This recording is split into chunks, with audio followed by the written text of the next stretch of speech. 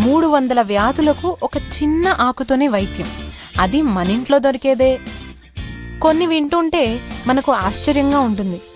300 వ్యాధులకు ఒకటే వైద్యం ఏమిటి, అది కూడా చిన్న ఆకుతోనా అని.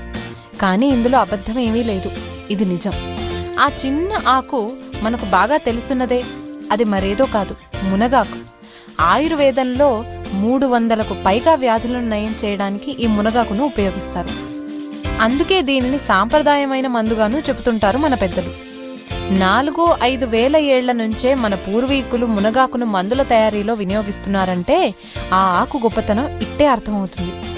సాధారణంగా ఉల్లి చేసే మేలు తల్లి కూడా చేయదు అనే సామెతలో ఉల్లి బదులు మునగ అనే మాట చేర్చుకోవచ్చు. అన్ని లాభాలున్నాయి మునగాకు వల్ల.